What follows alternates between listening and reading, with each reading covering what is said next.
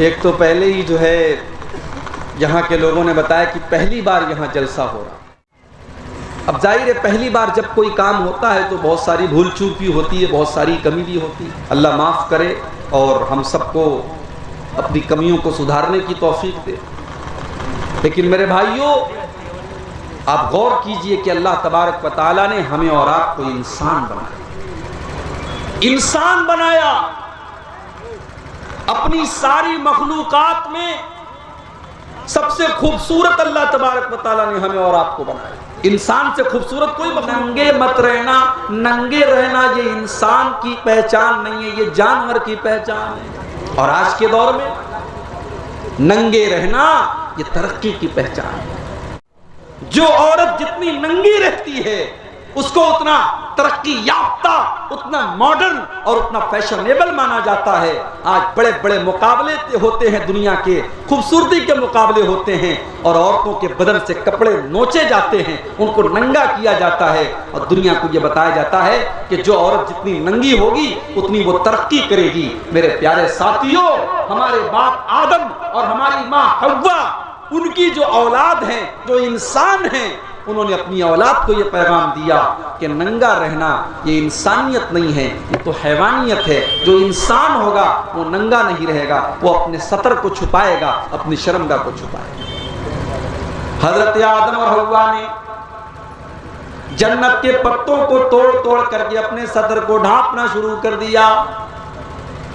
अल्लाह ने फरमाया, अलम अनहकुमा अन तिलकुमा शजरती, अय आदम क्या मैंने मना नहीं किया था, अय हव्वा क्या मैंने मना नहीं किया था, मैंने तुमको बताया था कि तुम उस पेड़ के करीब न जाना, फिर भी तुमने उस दरख्त को खा लिया। अब हमारे बाप आदम ने और हमारी माँ हव्वा ने अल्लाह की बारगाह में तौबा की। क्या तौबा की? एक किताब आती है फजाइल आमाल, नाम सुना है आपने फजाइल आमाल का? हमारे बहुत सारे भाइयों के यहाँ फजाइल आमाल को बाकायदा दर्स के तौर पर मस्जिदों में पढ़ा जाता है। कुरान पढ़ना उतना सवाब का काम नहीं है जितने सवाब का काम फजाइल आमाल का। फजाइल आमाल के अंदर ये लिखा हुआ है कि जब हजरत आदम और हजरत हव्वा से गलती हुई तो वो दोनों परेशान हो गए कि हम अल्लाह से कैसे माफी मांगे, कैसे दुआ करें। तो उन दोनों ने अल्लाह के यहाँ लौहे महफूज पर देखा ला इलाहा इल्लल्लाह और मुहम्मदुर रसूलुल्लाह लिखा हुआ है। वो समझ गए कि मुहम्मदुर रसूलुल्लाह जब लिखा हुआ है इसका मतलब कि कोई बहुत बड़ी हस्ती है। उन्होंने अल्लाह के रसूल के वसीले से दुआ मांगी और उनकी दुआ कबूल हो गई। और जब उन्होंने अल्लाह से ये कहा कि अल्लाह तुम मोहम्मद के वसीले से हमारी तौबा को कबूल फरमा ले, अल्लाह ने उनकी तौबा को कबूल कर लिया। कहाँ लिखा हुआ है? फजाइल आमाल में लिखा हुआ। लेकिन मेरे प्यारे साथियों, कुरान क्या कहता है? कुरान ये कहता है कि आदम और हव्वा ने अल्लाह की बारगाह में ये दुआ की, रब्बना ज़लमना अनफुसना व इल्लम तगफिर लना व तरहमना लनकूनन्ना मिनल खासिरीन। आय अल्लाह, आय हमारे परवरदिगार, हमने ये गुनाह करके, हमने ये खता करके, हमने ये गलती करके अपनी जान के ऊपर जुल्म किया है, हमने अपने ऊपर अत्याचार किया है। व इल्लम तगफिर लना, और अगर तूने हमको माफ नहीं किया, व तरहमना, और अगर तूने हम पर रहम नहीं किया, लनकूनन्ना मिनल खासिरीन, तो ऐ अल्लाह हम बहुत बड़े नुकसान उठाने वालों में से हो जाएंगे, हम बहुत बड़े खसारा उठाने वालों में से हो जाएंगे।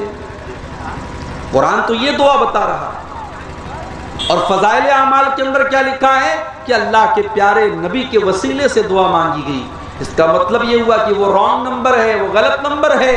और सही बात वो है जो कुरान बयान कर रहा है कि हजरत आदम और हजरत हव्वा ने अल्लाह की बारगाह में ये दुआ की और अपनी गलती का इकरार किया और अल्लाह से दुआ की कि अल्लाह हमने अपनी जान पर जुल्म किया है और तूने अगर माफ नहीं किया तो हम कहाँ जाएंगे। अल्लाह ने दोनों की तौबा को कबूल किया।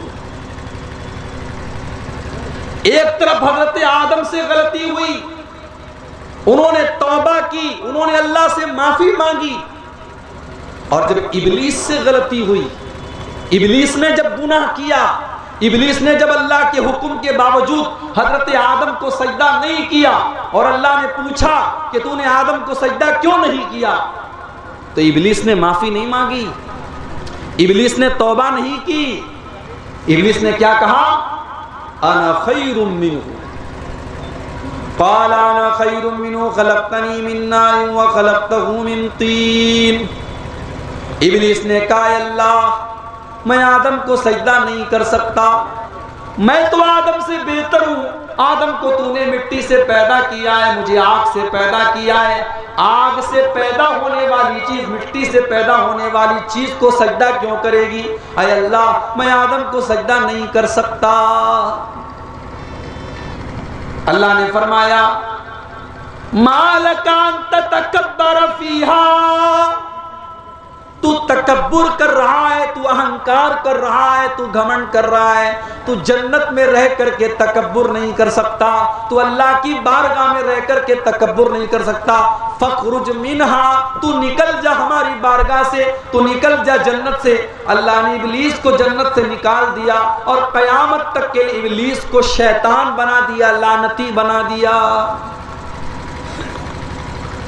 तो गुनाह शैतान ने भी किया और गलती आदम से भी हुई, मगर शैतान अपने गुनाह के ऊपर डटा रहा और आदम ने तौबा की। तो हम आदम की औलाद हैं मेरे भाइयों, हमें तौबा करनी चाहिए, हमें अल्लाह से माफी मांगनी चाहिए। इसीलिए अल्लाह के प्यारे नबी फरमाते हैं, कुल्लु बनी आदम खत्ताउन, तमाम आदम की औलाद गलती करती है, आदम की तमाम औलाद से गलती होती है। वह खैरुल खत्ताईन अत्तवाबून, और आदम की सबसे बेहतरीन औलाद वो है जो तौबा कर ले, जो अल्लाह से माफी मांग ले।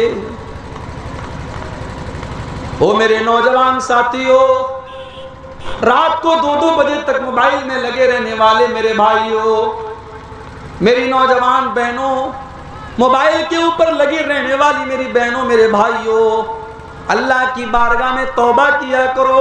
कुछ ऐसा टाइम फिक्स कर लो, कुछ ऐसा वक्त अल्लाह की बारगाह में निकालो जब हम हो और अल्लाह की ज़ात हो और हमारी आंखों से आंसू निकल रहे हो, हम अल्लाह की बारगाह में अल्लाह से माफ़ी मांगे। अगर हम सच्चे दिल से माफ़ी मांगेंगे अल्लाह माफ़ कर देगा। कहते हैं ना, सुबह का भूला शाम को लौट आए तो उसे भूला नहीं कहते।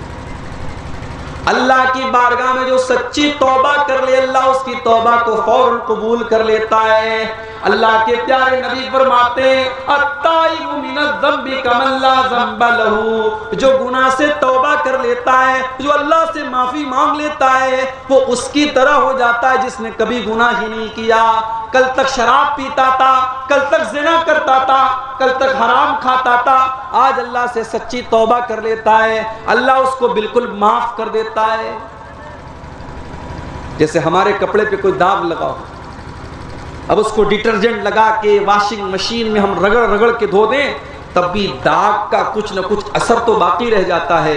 मगर जो सच्चे दिल से तौबा कर लेता है, अल्लाह के प्यारे नबी कहते हैं कि उस दाग का कोई असर भी उसके ऊपर बाकी नहीं रहता है, अल्लाह तबारक व तआला उसको बिल्कुल बेदाग कर देता है।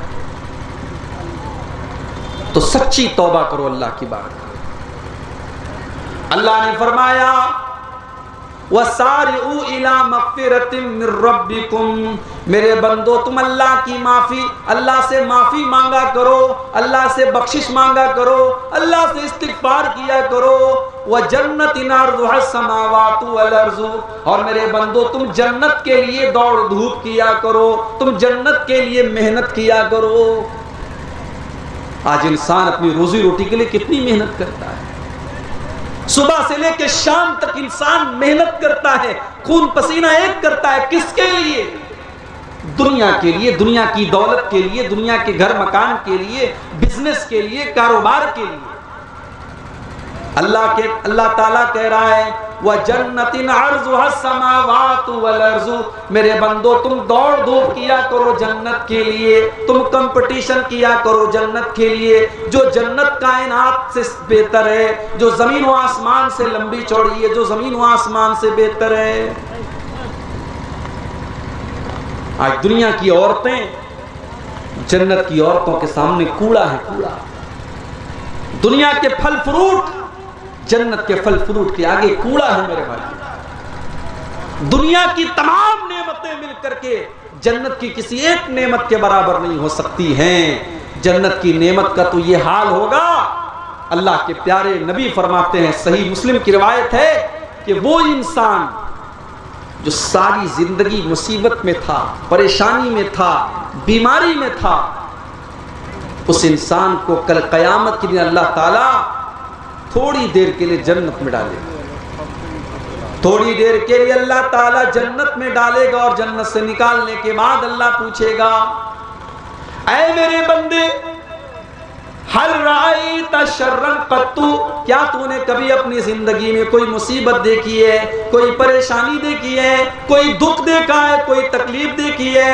वो बंदा जो सारी जिंदगी परेशानियों में था, मुसीबतों में था, बीमारियों में था, तकलीफों में था, वो बंदा कहेगा मा रायतु शर्रन कत्तु, ऐ अल्लाह मैंने अपनी जिंदगी में कभी कोई दुख नहीं देखा, कभी कोई परेशानी नहीं देखी। पिछले साल मेरा प्रोग्राम था, हमारे यूपी के अंदर एक जगह पड़ते इलाहाबाद। इलाहाबाद एक जगह है यूपी के अंदर, उसका नाम अब बदल करके प्रयागराज रख दिया गया है। वहां पर एक नौजवान लड़का, उसका नाम था मोहम्मद मोहसिन, डॉक्टर था वो लड़का मेरे पास मुझसे मिलने के लिए आया। खूबसूरत नौजवान लड़का था, फेसबुक के ऊपर उसकी आईडी भी है। मुझसे दुआ सलाम हुई, हाल चाल हुई, बातें हुई, उसने मेरा मोबाइल नंबर भी लिया। और आज मैं फेसबुक खोल करके क्या देख रहा हूं कि 3-4 दिन से वो लड़का बीमार था, उसको डेंगू हुआ था और कल उसका इंतकाल हो गया। नौजवान लड़का 20 से 25 साल की उम्र है मेरे भाइयों, दीनदार है, बाअखलाक है, मिलनसार है। एक बीमारी आती है और एक झटके में उसको लेके चली जाती है। सब ठाट पड़ा रह जाएगा जब लाद चलेगा बंजारा। मेरे प्यारे साथियों, मौत का फरिश्ता कभी भी हमारे पास आ सकता है। वो ये पूछ करके नहीं आएगा कि अब्दुल गफ्फार साहब आपके घर, आपके बच्चों को आपकी जरूरत है, आपकी बीवी को आपकी जरूरत है। वो ये भी नहीं पूछने आएगा कि अभी आपको तो दुनिया के लिए बहुत कुछ करना है, अभी आपकी उम्र ही क्या है, मौत तो अपने टाइम पर आ जाएगी। और जब मौत आएगी तो फिर हमको नेकी करने का मौका नहीं मिलेगा, फिर तौबा करने का मौका नहीं मिलेगा, फिर सुधरने का मौका नहीं मिलेगा। ओ नमाज से दूर मेरे साथियों, नमाज की पाबंदी शुरू कर दो इसके पहले कि मौत का फरिश्ता आपके पास आ जाए।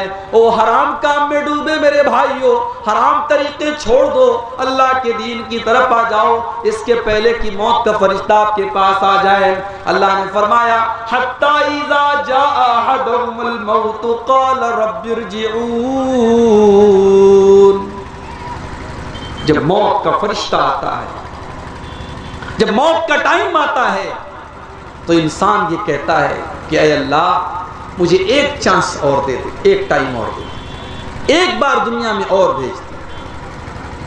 क़ाल रब्बिरजिऊन, ऐ अल्लाह एक मौका तो मुझे और दे दे। इसलिए नहीं कि मुझे अपनी लड़की की शादी करनी है, इसलिए नहीं कि मुझे अपना मकान बनाना है, इसलिए नहीं कि मुझे अपना बिजनेस सेटअप करना है, इसलिए नहीं कि मुझे गवर्नमेंट जॉब करनी है। लअल्ली आमलु सालिहा, ऐ अल्लाह मुझे मौत का अंदाजा नहीं था, मैंने सारी जिंदगी गुनाह किया है, मैंने नाफरमानी किया है, मैंने तुझको नाराज किया है। ऐ अल्लाह तू एक चांस और मुझे दे दे। लअल्ली आमलु सालिहा, मैं वादा करता हूँ मैं नेक अमल करूँगा, मैं तुझे राजी करने वाला अमल करूँगा, मैं ऐसा अमल करूँगा जिससे तू राजी हो जाए।